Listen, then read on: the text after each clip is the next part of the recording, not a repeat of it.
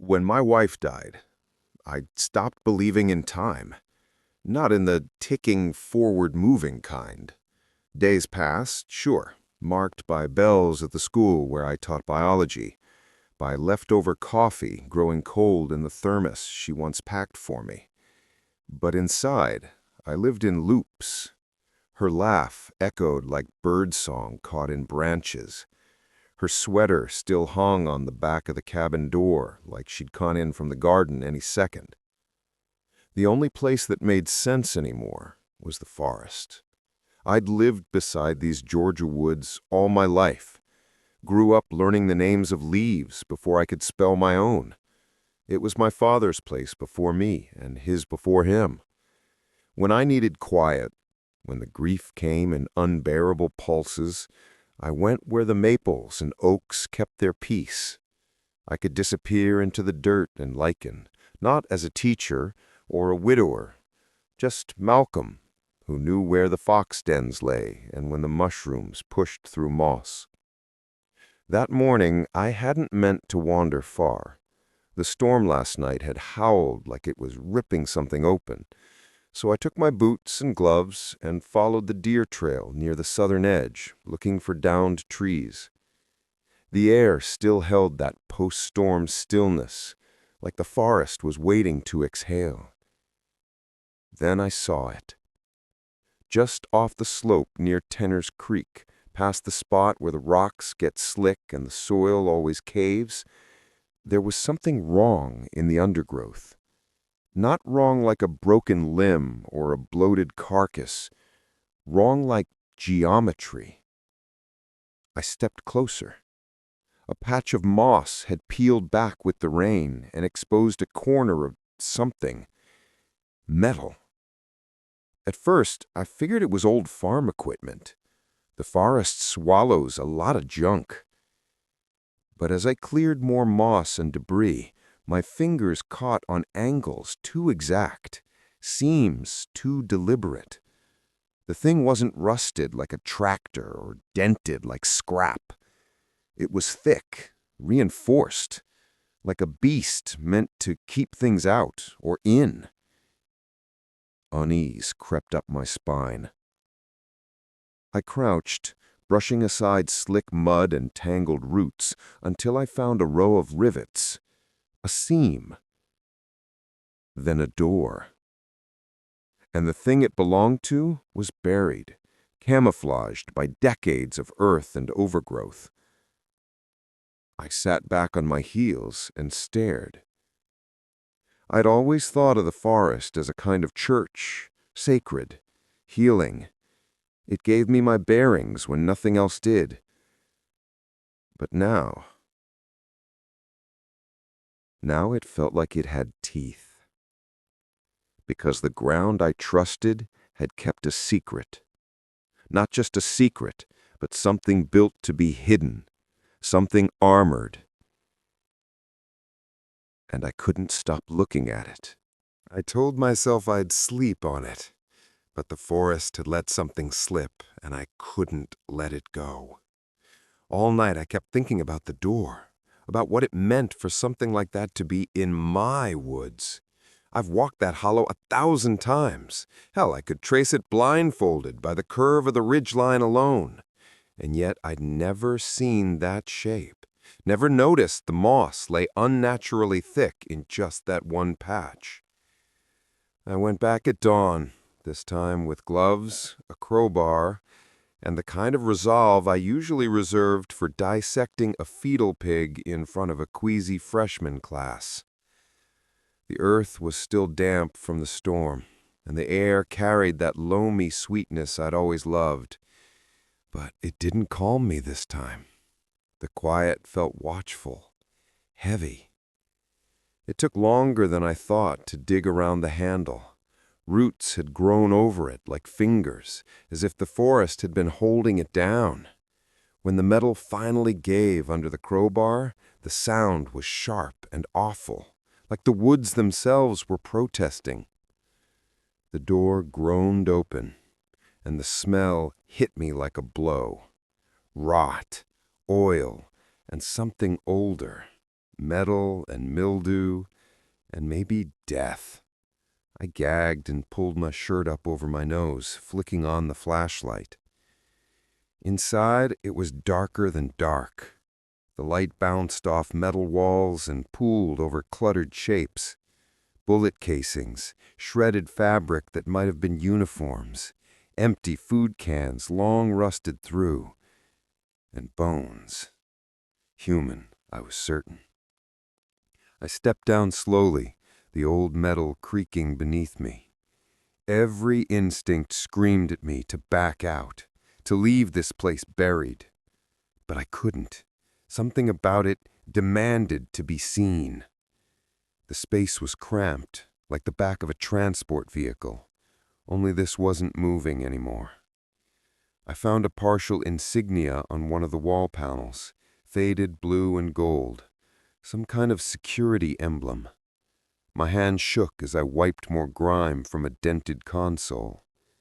Then I saw the safe, bolted to the floor, forced open. Burn marks around the hinges told me it hadn't been unlocked, it had been attacked. Inside were stacks of what used to be money, most reduced to pulp. But deep in the back corner, a few bundles were still intact. Hundreds, crisp and banded.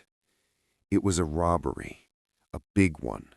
And whoever did it hadn't just stolen, they'd disappeared this whole damn truck. I stepped back, suddenly aware of how far from help I was. This wasn't a ruin.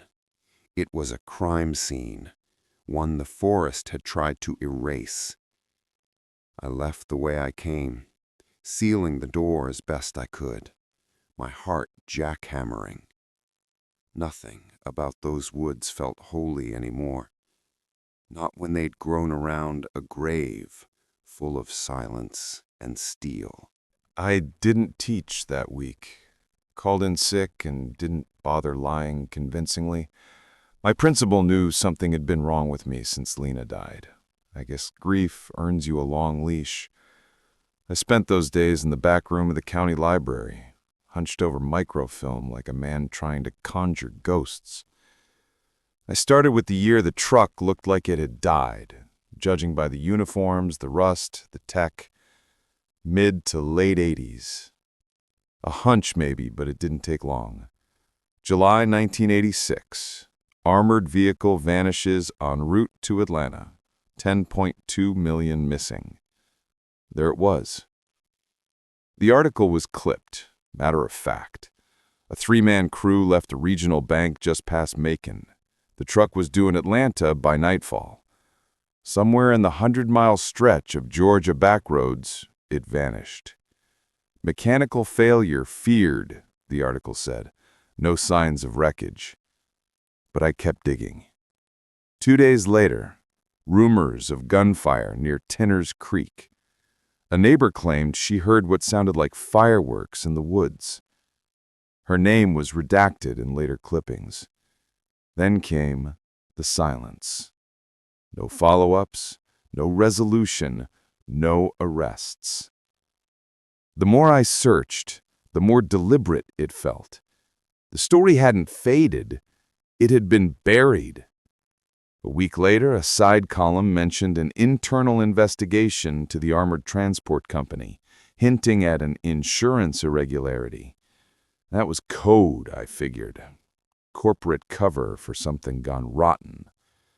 Then a few articles about local cops involved in disciplinary reviews, but no names, no consequences. It was like someone had outlined a crime but never dared color it in. I went to the DMV archive, cross-referencing the company's routes. One path matched the turnoff by my land almost exactly. A half-mile from the dirt road that leads to my back acreage. I sat there in the buzzing hum of the microfilm reader, my heart sick and my mouth dry. The truck in my forest, the one half-eaten by earth and time, was the missing one. And the bones inside it? Likely the men who never made it out. Whatever happened out there wasn't an accident. It was precision. It was erasure. That forest, the place I once believed held only memory and healing, it also had been a tomb of truth, sealed and left to rot while the world moved on. I printed everything I could: photos of the articles, route maps, timelines. I packed them carefully in a manila folder and sat for a long time in the car before driving home. I felt like I was carrying something radioactive, not just history, but the kind of truth people don't want uncovered. Grief used to be the only thing I feared. Now I wasn't so sure. I didn't start asking questions because I thought anyone would answer them. I started because I wanted to see how they didn't. The first time I brought it up, just casually, over coffee at Lorna's diner, I mentioned the old armored truck story like I'd stumbled across it on a nostalgia blog. Lorna, who's been refilling mugs since I was in middle school, didn't even blink. "Oh yeah," she said, wiping the counter. "Heard about that one. Way back. Nothing ever came of it." But her hand slowed, and she didn't meet my eyes. At Duke's bar that Friday, I sat next to a man I know only as Hank, a regular with a trucker's tan and a mouth like a blade. He was the kind of guy who'd talk about the weather like it owed him money. I asked about the heist, joked that maybe the truck ran off the road near Tinner's Creek. His head turned slow. Then he grunted.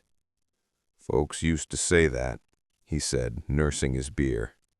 "But folks say a lot of things they shouldn't." The room felt colder.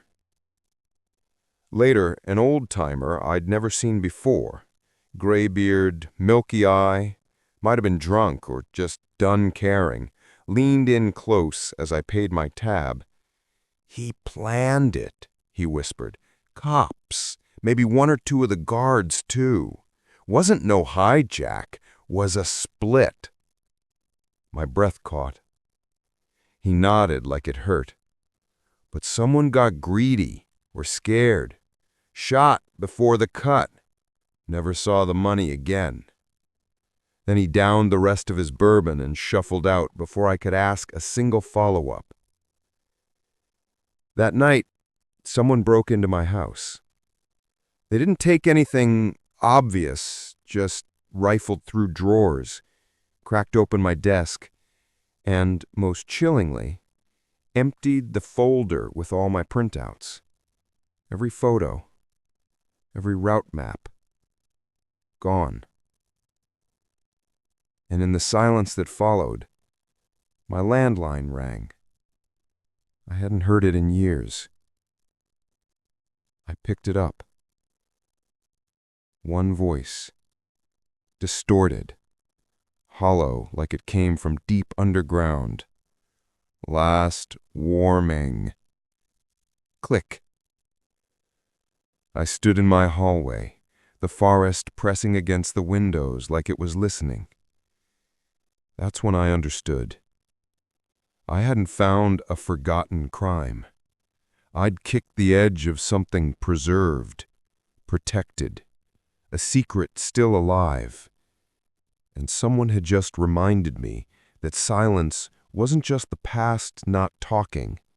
It was the present making sure I stayed quiet. I told myself not to go back, that it was too dangerous now, that I had enough, the story, the whispers, the threat. But something pulled me like a tide I couldn't fight.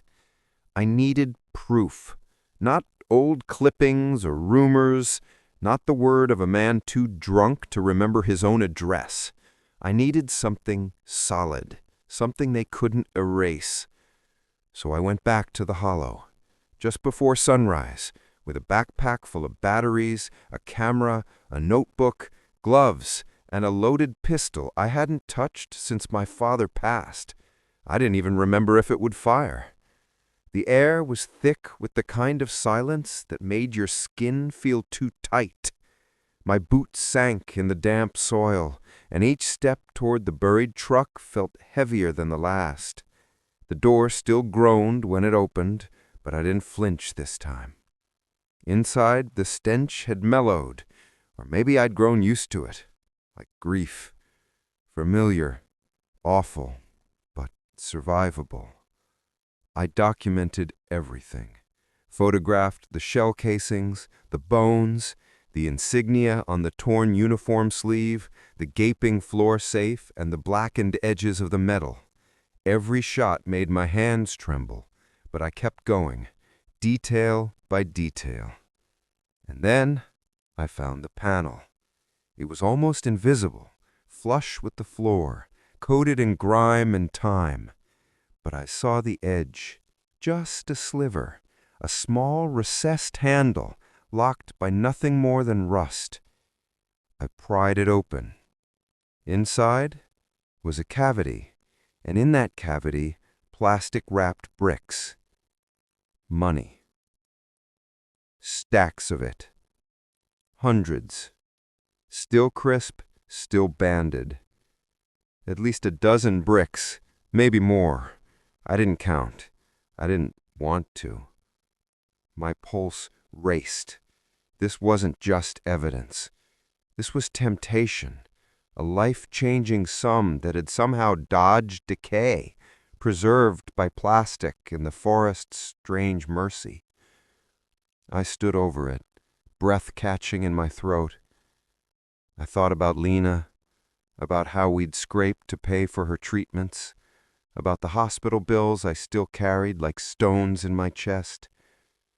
But the money felt wrong, like it was humming, radioactive, blood money. I didn't touch it. I just documented it, every angle, every corner. Photos, notes, GPS coordinates scratched into the margins of my notebook. I closed the panel, sealing it back the way I found it. Then I heard engines. Low, slow, crawling. I killed the flashlight, heart slamming in my chest. Through the thin metal walls, I could just barely make out the sound of tires rolling over gravel. Not far. Maybe the service road. I crept outside, crouched in the brush. 2 black SUVs eased past, windows dark, tires whispering over wet dirt. They didn't stop, but they moved like they were looking. I didn't breathe until they were gone. Whoever they were, they hadn't come to sightsee. And now I knew for sure this wasn't ancient history. This was ongoing.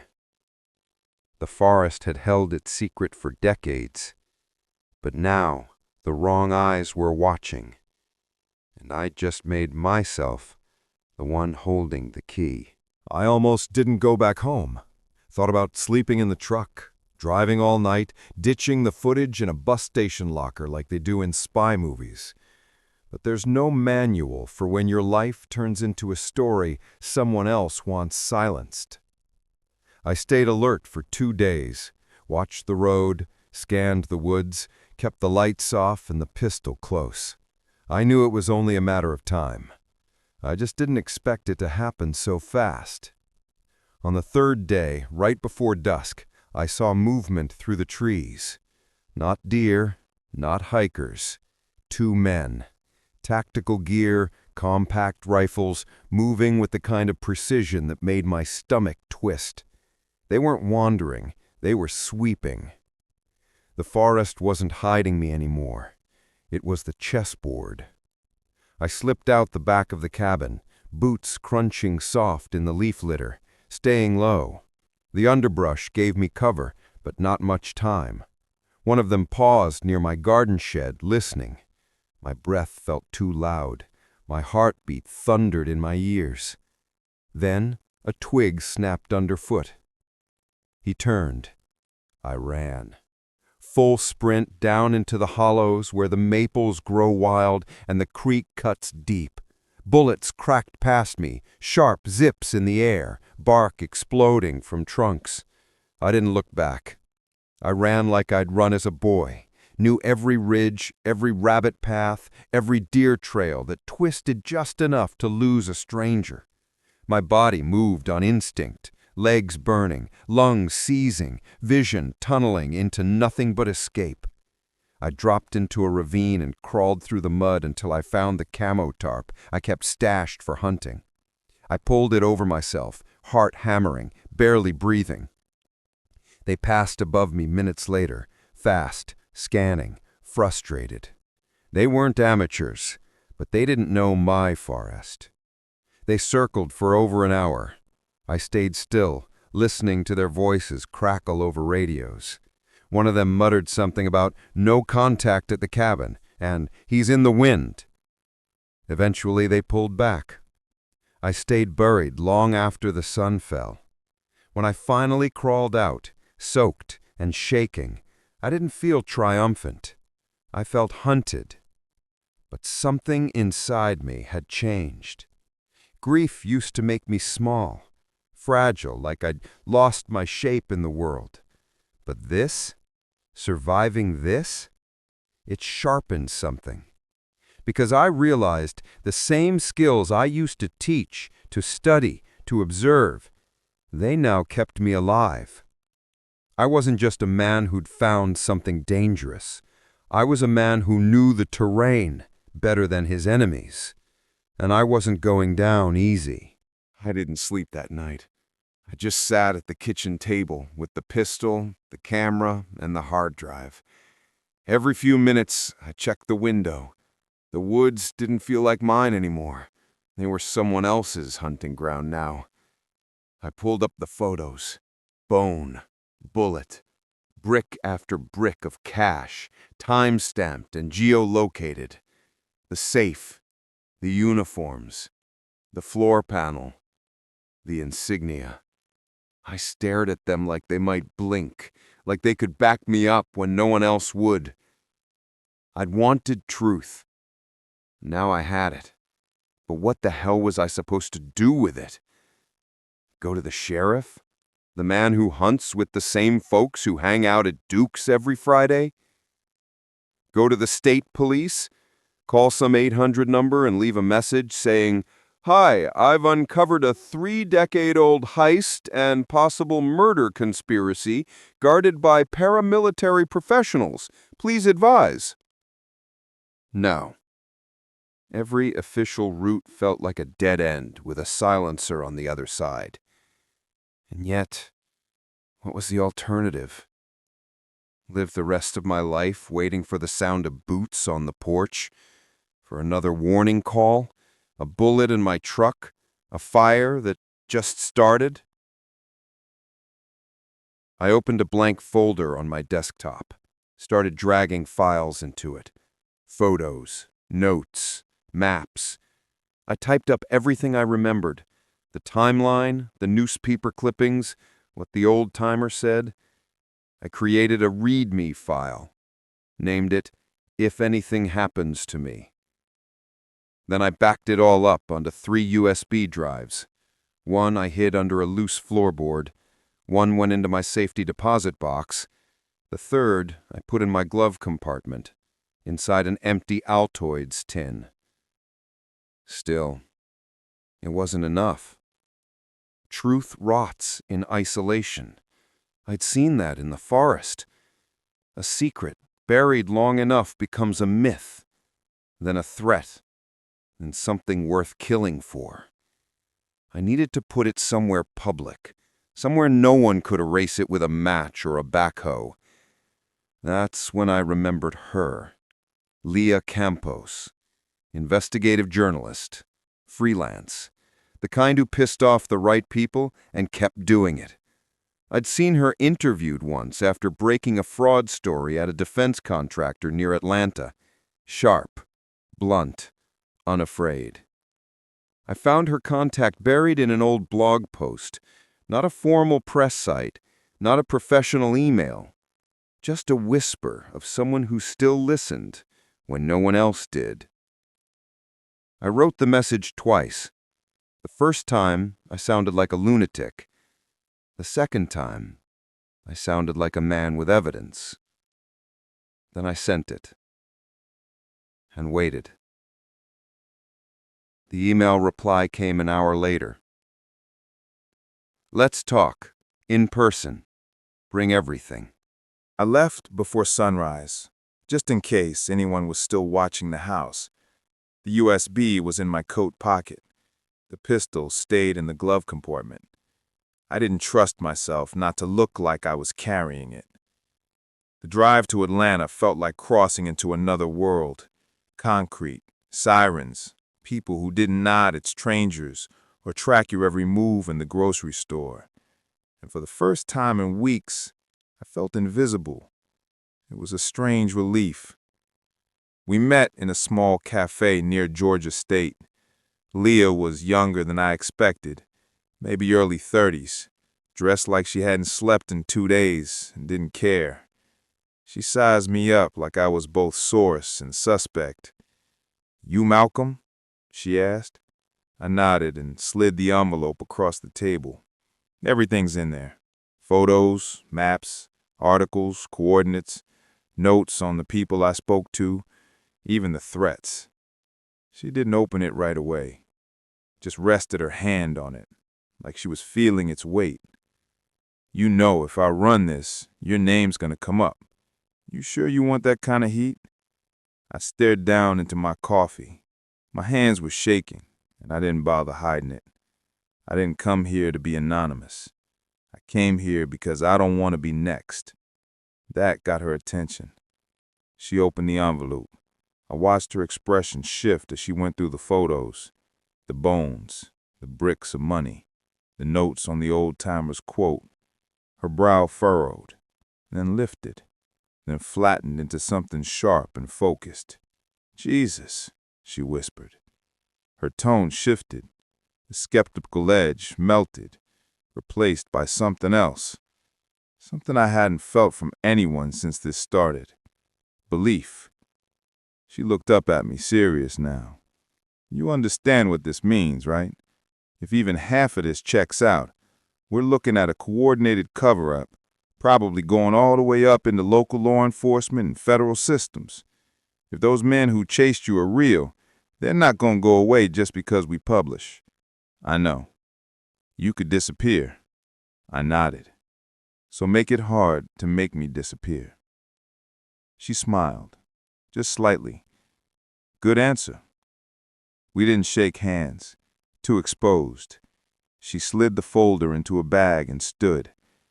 "This goes wide, not just my byline. National syndicates, real pressure, eyes everywhere." "Good. Go home. Lay low. If you hear anything, see anyone, you call me. Burn the phone numbers on the back of this card." She handed me something black and unmarked. Then she was gone. I sat there a long while, hands still trembling, heart aching from weeks of fear. But somewhere underneath the dread, I felt something else blooming. Relief. Not safety, not yet, maybe not ever, but purpose, like I'd stopped being part of the rot and started pushing toward the light. She was the match. I'd handed her the fire. Let the forest burn if it had to. The truth was coming out.